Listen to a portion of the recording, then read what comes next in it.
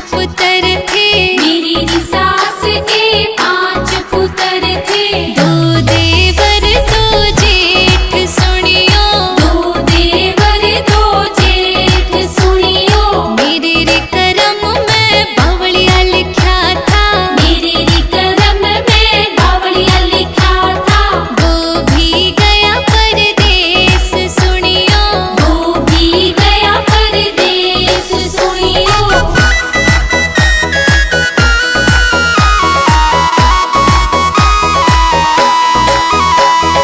बारह बरस में बावलिया घर आया, 12 बरस में बावलिया घर आया। बरस मूसलाधार सुनियो, बरसे मूसलाधार सुनियो।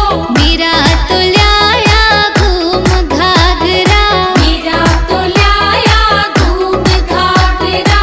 अपनी लाया पतलून सुनियो, अपनी लाया पतलून सुनियो। मेरी रे सास के 5 पुत्र थे, मेरी सास के 5 पुत्र थे। 2 देवर 2 जेठ सुनियो, 2 देवर 2 जेठ सुनियो।